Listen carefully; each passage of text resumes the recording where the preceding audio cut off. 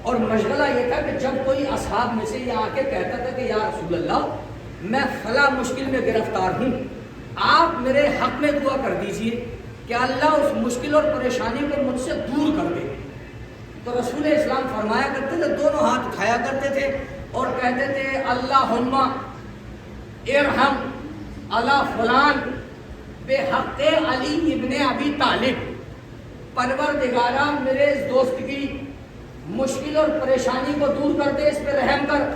کس کے وسیلے سے؟ علی ابن ابی طالب کے وسیلے سے۔ آپ سمجھ گئے؟ یہ رسول اسلام کا تھا، جب بھی کوئی آیا تو رسول اسلام نے یہی کہا اللہم ارحم علی فلان بحق علی ابن ابی طالب۔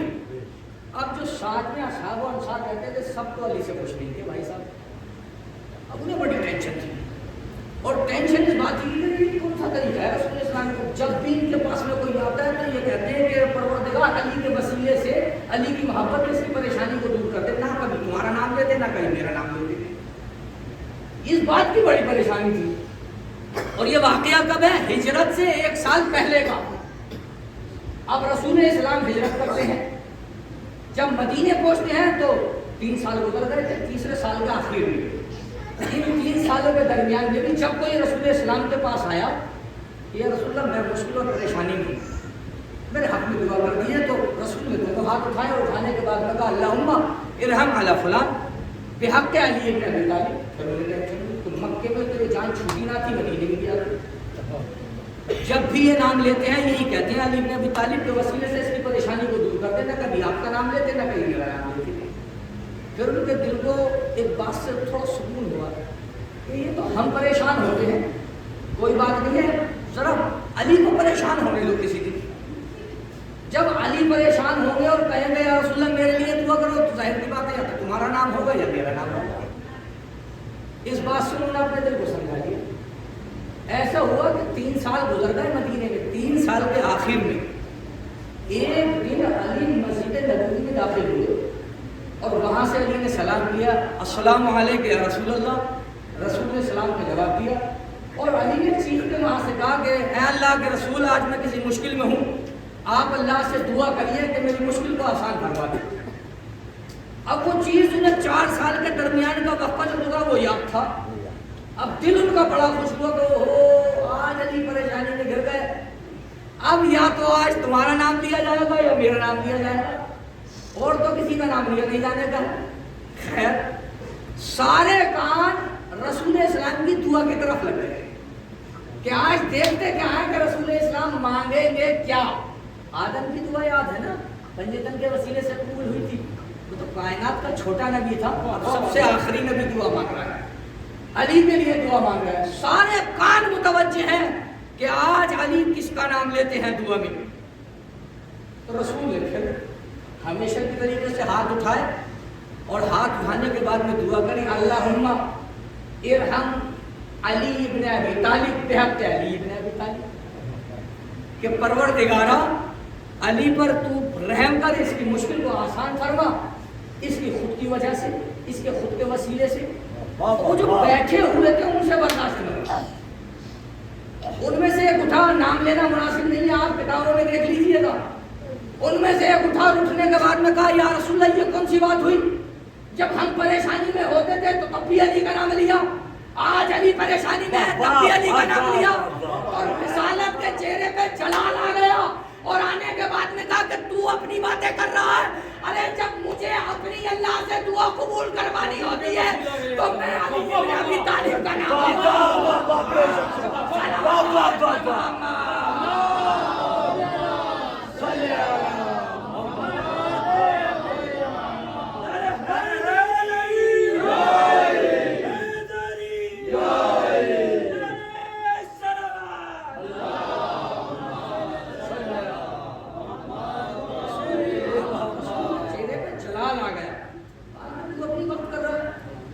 میں کائنات کا سب سے بڑا رسول، میں خاتم النبی، ارے جب مجھے کوئی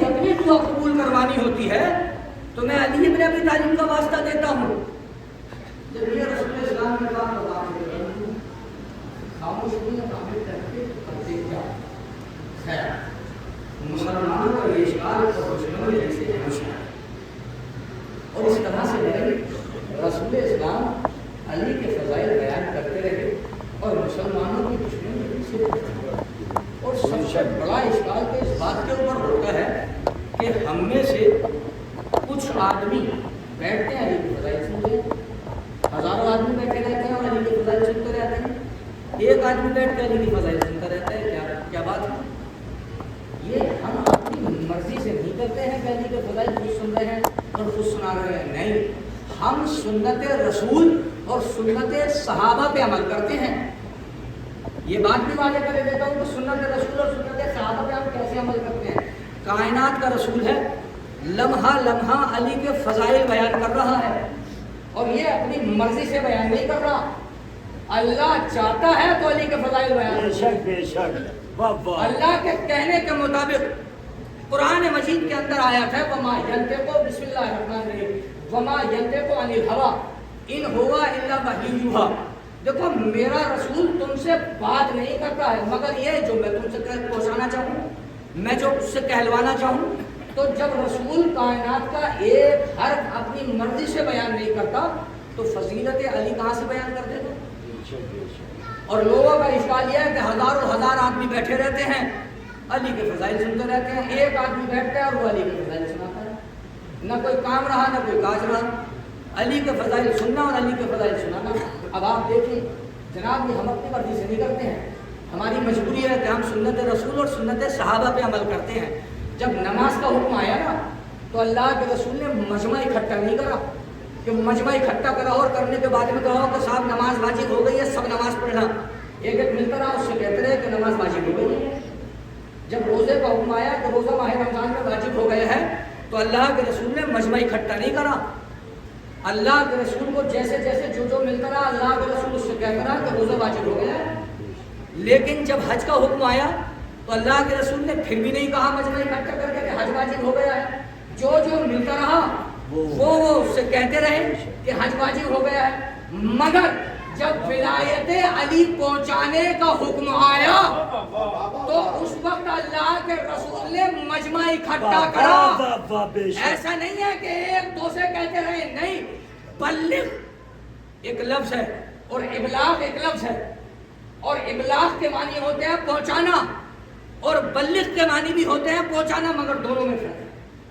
इबलाग एक मर्तबा पहुंचा देना और बल्लिग बार बार पहुंचाना, समझ रहे हैं आप?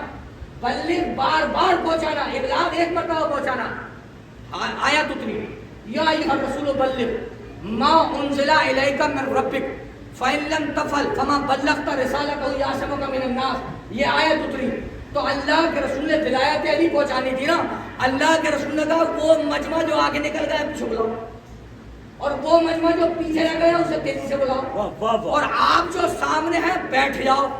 और फिर बिठाने के बाद में सबको, तारीख ने लिखा कि रसूल इस्लाम ने 7 घंटे मुसलसल फजीलत अली पर गुफ्तगू करी, फजीलत अली पर गुफ्तगू करी। यानी कि कायनात के रसूल का ये काम था कि मजमा इकट्ठा करके फजीलत अली बयान करे, और असहाब का काम ये था कि इकट्ठा होने के बाद में फजीलत अली को सुने।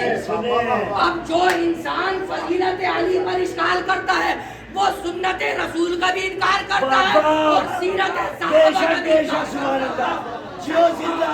करता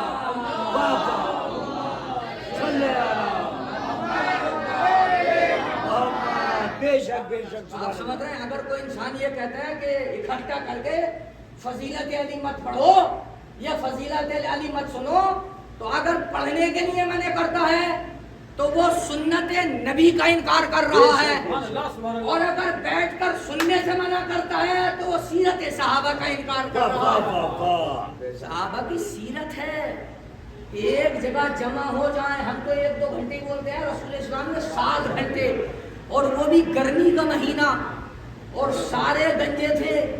हज से जब वापस आता है तो सर पे कोई बाल नहीं होता है, तका दिया कि खूब गौर से अली की फजीलतों को जहनों में बिठा लो, निकल रहा है।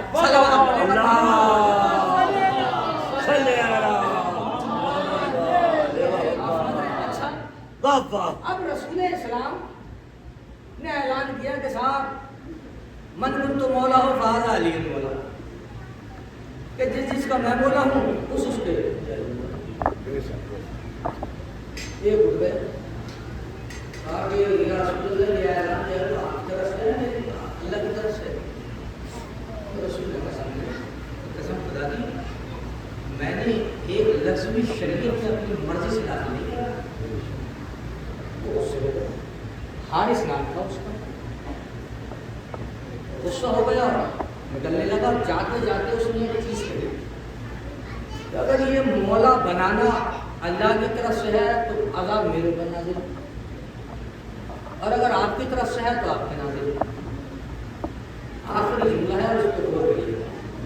اس نے یہ رسول اسلام سے بدتمیزی کری، بد کلامی کری میرے رسول سے، اور کہا کہ اگر یہ علی کو مولا بنانا اللہ کی طرف سے ہے تو عذاب ہو گیا ہے، اور اگر آپ کی طرف سے ہے تو آپ پر آئے. یعنی کہ زمانے رسول میں ہی یہ عقیدہ بن چکا تھا کہ اللہ کا رسول بعض کام اپنی مرضی سے کرتا ہے اور بعض کام خدا کی مرضی سے کرتا ہے. تو آج کا اشکال نرالا نہیں ہے. اگر لوگ رسول اسلام کے اوپر اشکال کریں گے تو تاریخ میں لکھا کہ صاحب پتھر آیا اور پتھر میں سر پھاڑا وہ مر گیا.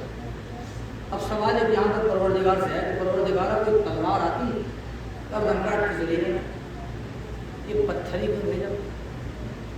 آگ آتی جھلسا دیتی حملہ ختم تھا. زمین پھٹتی زمین میں سما جاتا معاملہ ختم تھا. آخر کار یہ پتھر کا عذاب ہی کیوں بھیجا؟ تو نہیں پروردگار جواب دے کہ جو عذاب ہم نے کعبے کے دشمن کے لیے رکھا تھا. ابرہا کا لشکر معلوم ہے نا، پتھروں کا عذاب، کنکریوں کا عذاب. کہا کہ جو عذاب ہم نے کعبے کے دشمن کے لیے رکھا تھا وہی عذاب ہم نے مولود کعبہ کے دشمن کے لیے رکھا ہے. صلوات وہی عذاب ہم نے مولود کعبہ کے دشمن کے لیے رکھا ہے. اور اسی جگہ پہ اللہ کے رسول نے ارشاد فرمایا کہ میں اور علی اس امت کے مولا ہیں. اب یہاں سے رکھتے مسائل ہیں لیکن سن لیجیے. اللہ کے رسول نے کہا من کنتو، میں جس کا مولا ہوں، فہذا علی مولا، بس یہ ہے اس کا. ضدیں سمجھ میں آتی ہیں آپ کی؟ دن کی ضد ہے رات اور رات کی ضد ہے دن. اگر دن ہوگا تو رات نہیں ہوگی اور رات ہوگا تو دن نہیں ہوگا. روشنی کی ضد ہے اندھیرا اور اندھیرے کی ضد ہے روشنی. اگر روشنی ہوگی تو اندھیرا نہیں ہوگا، اندھیرا ہوگا تو روشنی ہوگی. ایسے ہی مولا کی ضد ہے غلام اور غلام کی ضد ہے مولا. اگر مولا ہوگا تو غلام نہیں ہوگا اور غلام ہوگا تو مولا نہیں ہوگا. اور غدیر خون کے میدان میں دو مولا تھے، رسول اور علی. باقی سب کون ہوئے؟ غلام. تو اب اگر کسی موقع پر جب نسل آگے بڑھے گی تو مولا کے گھر میں مولا زادے پیدا ہوں گے اور غلام کے گھر میں غلام زادے پیدا ہوں گے. اب کسی مقام پر اگر کوئی مولا زادہ کسی غلام زادے کو غلام زادہ کہہ دے تو برہمانی کی کون سی بات ہے؟ بات سمجھ آ رہی ہے؟ تاریخ نے لکھا کہ یہ دو بادشاہوں کی جنگ تھی. نہیں، یہ مولا زادوں کی اور غلام زادوں کی جنگ تھی. کربلا مولا زادوں کی اور غلام زادوں کی جنگ تھی. کربلا کے میدان میں حاجیوں کے بیٹے موجود تھے کہ جو غدیر خون کے اندر یہ اعلان سن چکے تھے کہ علی تم سب کا مولا ہے. انہی غلام زادوں نے مولا زادوں پر ظلم کیا اور ظلم کی انتہا. چھٹے امام فرماتے ہیں کہ اگر تمہیں اس بات کا پتہ چل جائے نا کہ حسین کو کیسے شہید کیا تو زندگی بھر تمہاری آنکھوں سے آنسو نکلیں. اور اس بات کو پہلے بھی واضح کر چکا ہوں کہ فاطمہ آ جاتی ہے اپنے لال کر زخموں کا مرہم لے رہی تھی. جب اسلام کا وقت پڑا تو کسی نے اسلام کا ساتھ نہیں دیا سوائے ابو طالب کے پوتوں۔ میرا دل کرتا ہے کہ میں کچھ عقائد جناب قاسم کے کروں۔ اس سے پہلے آپ جناب قاسم کی حالت اور امام حسن کی حالت سنیں اور پھر اس کے بعد میں دو مسائل کے جملے اور احمد کروں۔ جب امام حسن کو زہر دیا گیا تو تاریخ نے لکھا کہ وہ اتنا خطرناک زہر تھا کہ ابھی حسن زندہ تھے اور جگر کے کلیجے کے ٹکڑے ہو کے باہر منہ سے نکل کے رہے تھے، اور جناب زینب نے وہ ٹکڑے تشت میں لیے تھے۔ آپ سمجھیں، تشت میں لیے تھے۔ حسن جب میرا مولا حسن الٹی کرتے تھا الٹی کرتے تھے تو کلیجے کا ٹکڑا باہر آتا اور زینب کے منظر دیکھ رہے تھے۔ ام فروا بھی وہی تھا، جو جناب قاسم کی ماں ہے وہی تو ام فروا ہے، وہ بھی وہی تھی۔ اچانک سے جناب قاسم کھیلتے کھیلتے آئے اور اپنے بابا کے سینے پر بیٹھے۔ جب بابا کے سینے پر بیٹھے تو جناب ام فروا نے قاسم کو اٹھایا کہ قاسم تمہارے بابا کے سینے میں درد ہے، اس وقت مت بیٹھو۔ جناب قاسم کو جناب امام حسن نے گود میں لیا اور کہا فروا اسے میرے سینے سے جدا مت کرو، کیونکہ جب یہ میرے سینے سے لگتا ہے نا تو میرے سینے کو ٹھنڈک ملتی ہے، سکون ملتا ہے۔ ایک تعویذ لکھا اور لکھنے کے بعد میں جناب قاسم کے بازو پر باندھ دیا۔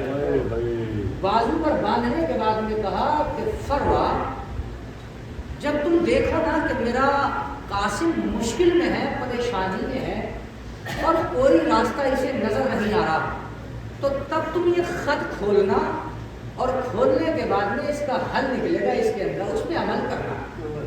کربلا کے میدان میں تاریخ لکھتی ہے کہ صبح سے دوپہر تک حسن کا لال حسین کے کبھی آگے جاتا تھا کبھی پیچھے جاتا تھا اور بار بار کہتا تھا چچا جان مجھے مرنے کی اجازت دو۔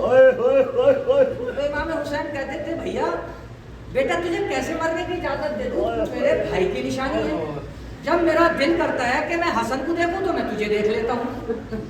ادھر پوری رات ان میں فروا نے سمجھایا کہ حسن کہ لال اے قاسم جب تمہارے بابا کے جگر کے ٹکڑے تشت میں گر رہے تھے تو ان کی وصیت تھی کہ تم اپنے چچا پر قربان ہو جانا جب تمہارے چچا پر مصیبت کا وقت آئے۔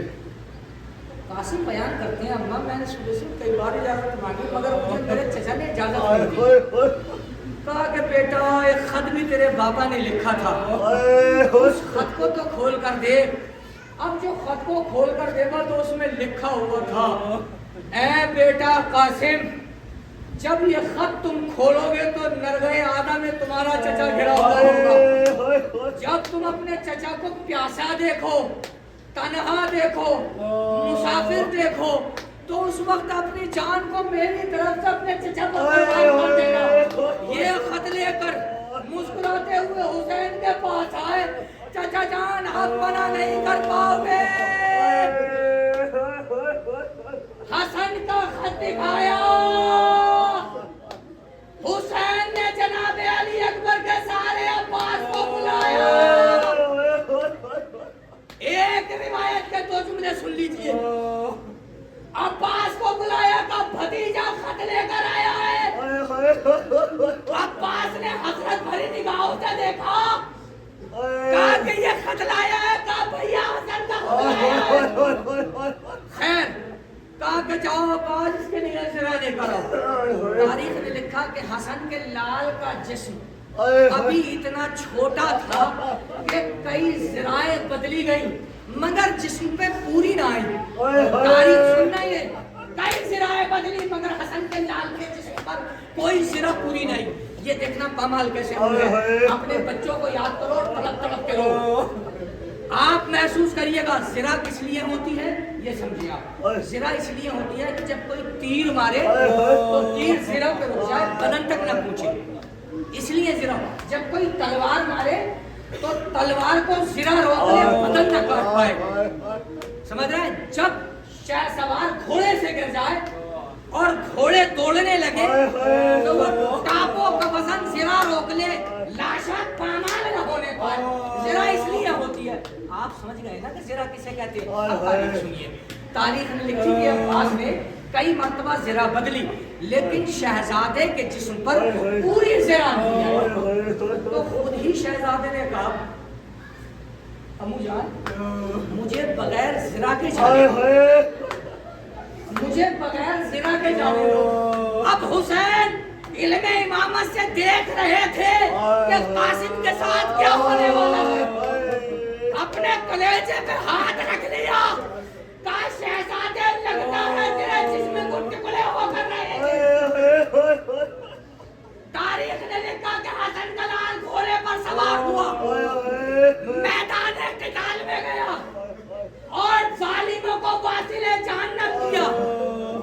अब जब जालिम को वासिले जहन्नम कासिम कर रहे थे तो शिमर ने देखा ये अली का पोता है और अब्बास ने इसे फनूने जंग सिखा रखे हैं, ऐसे किसी के कब्जे में नहीं आएगा, ऐसे किसी के कब्जे में नहीं आएगा। तो उसने एक हुक्म जारी किया, इसे चारों तरफ से घेरो और घेर के मारो, ये उसने हुक्म जारी करा। तारीख ने लिखा कि जब कासिम को घेरा तो किसी ने कासिम के सर पर नेज़ा मारा, जिससे कि कासिम से घोड़े पर रुका नहीं गया। अब जब घोड़े से जमीन की तरफ आने लगे तो आवाज दी, ए चचा हुसैन मेरी मदद को आओ। जब हुसैन ने देखा कि कासिम से सुलझना करना रुक गया तो तारीख लिख दिया कि हुसैन तेजी के साथ आए। अब जो हुसैन तेजी के साथ आए तो इधर के घोड़े जब भागे, अरे उधर से इधर के घोड़े भागे, कासिम का जिस्म अरे टुकड़ों में बट गया, कासिम का जिस्म जिंदगी में ही टुकड़ों में बट गया। अब हुसैन क्या करे? आवाज आए, कासिम को आवाज दी, बेटा कासिम तुमने इमाम को आवाज दी है, तुमने चचा को आवाज दी है, बेटा कासिम मैं हुसैन बोल रहा हूँ, बेटा कासिम मैं हुसैन बोल रहा हूँ, आवाज दो। मगर कासिम के जिस्म टुकड़े हो चुके। तारीख ने लिखा कासिम बोले तो बोले कैसे? नीचे से टीले पर गए, आखिरी रिवायत है और रहमत तमाम है, आखिरी रिवायत दिल भर कर रोना। तारीख ने लिखा, हबीब इब्ने मुस्लिम लिखता है कि कासिम के जिस्म के टुकड़े उनकी जिंदगी में हो गए थे, क्योंकि हुसैन ने औकाफ की तरीके से कासिम के पास पहुंचना चाहा। तो खौफे हुसैन से जब यजीदी लश्कर दरम बरम हुआ तो कासिम के जिस्म के टुकड़े जिंदगी में हो गए। हुसैन आए, आने के बाद में कहा बेटा कासिम तुम्हें चचा हुसैन बुला रहा है, कहाँ आवाज दो। तारीख ने लिखा कोई आवाज ना आई। फिर दोबारा आवाज दी, बेटा कासिम अरे तुम्हें तुम्हारा चचा बुला रहा है, आवाज दो, तुम इस करबला के मैदान में कहाँ खो गए। तारीख ने लिखा कि फिर कोई आवाज ना आई। अब हुसैन एक ऊंचे टीले पर पहुंचे और आवाज दी, कासिम अरे इमाम वक्त बुला रहा है।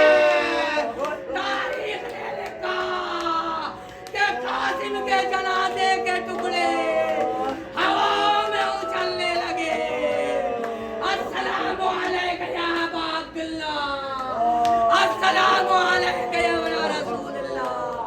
अरे कासिम के लिए चटाई बिछाई गई, कासिम के टुकड़े बीन कर रखे गए। जब माँ ने देखा तो फरमाया कासिम बाबा के जिगर के टुकड़े हुए और तेरे जनाजे के टुकड़े हो गए। जब जन्नत में जाना तो अपने बाबू से कहना कि मैंने जान हुसैन को कुर्बान किया है।